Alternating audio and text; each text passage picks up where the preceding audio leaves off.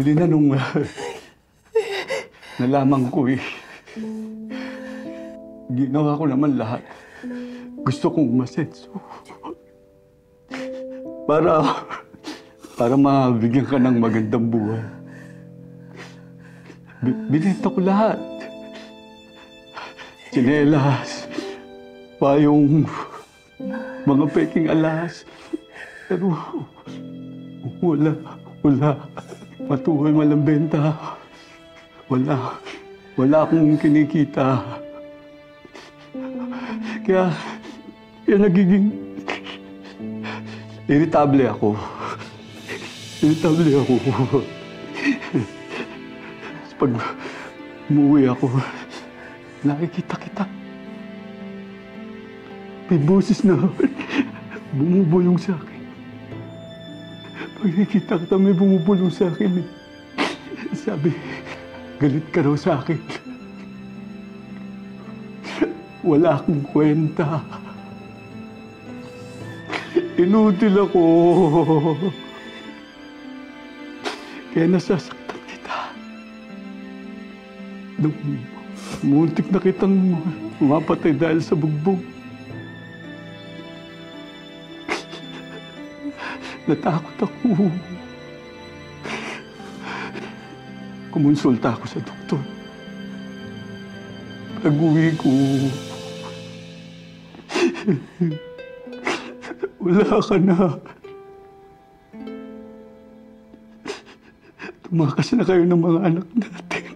Tinakasan niyo na ako.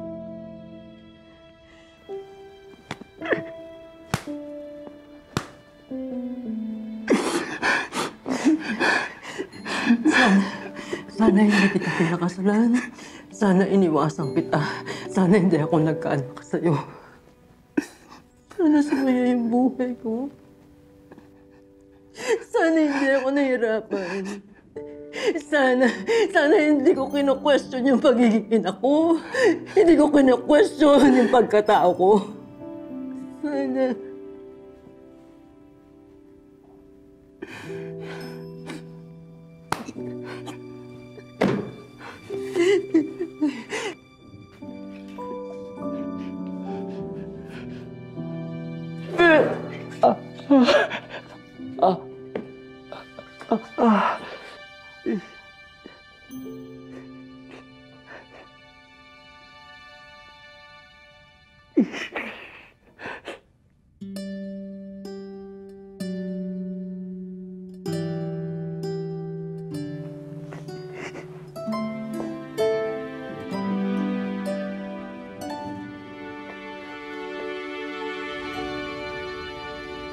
Ayan. Tinan niyo.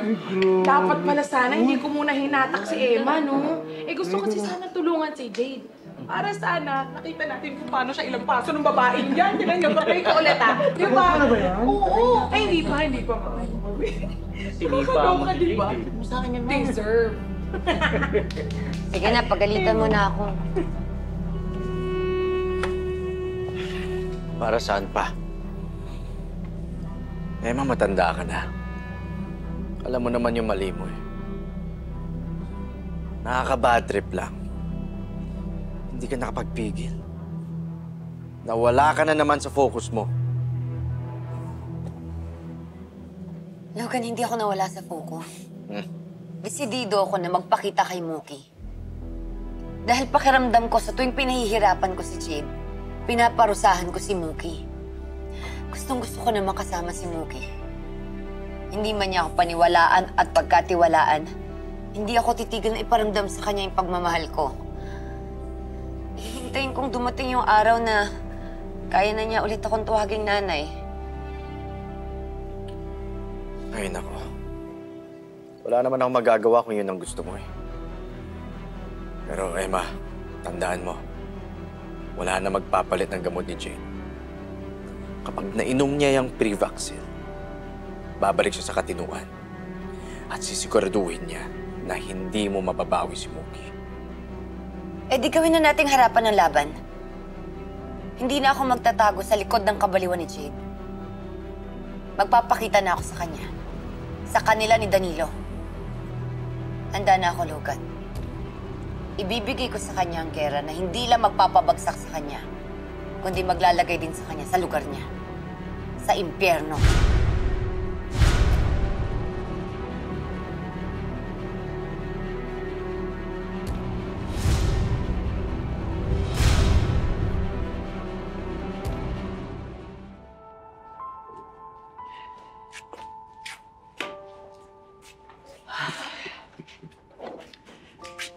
Pasalamat ka, may konsensya ako.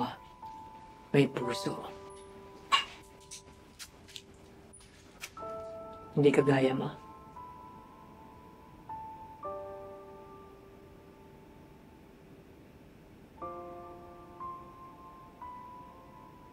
Akin ang susi ng kandado. Aalis ako. Pero pakiusap, huwag mo na ako hahanapin pa.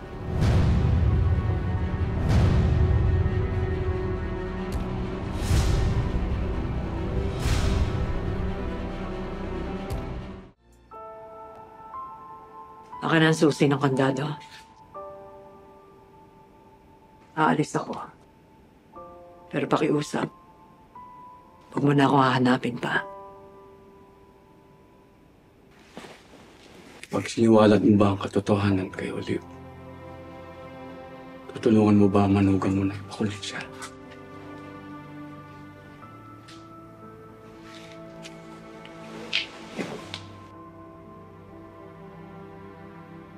Sabi mo, gusto mong tulungan ng anak natin. Gusto mong madala siya sa doktor. Ligaya yun ang gawin mo. Pagmut mo si Olive, may pag-asa pa siya. Ako wala.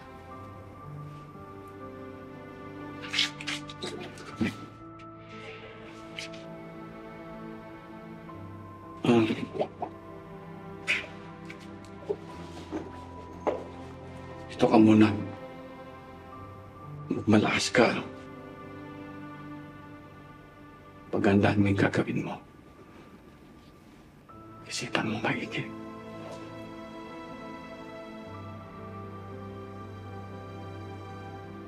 Sa palagay mo, papayag ako manatili dito kasama ka.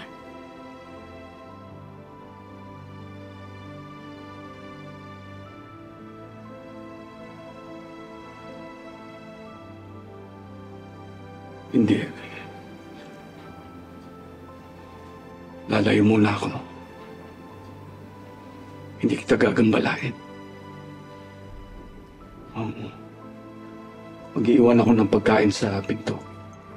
Hindi ako magpapakita. Paganda ka na, sabihan mo ako. Tutulungan kitang pumunta sa mga kaibigan mo.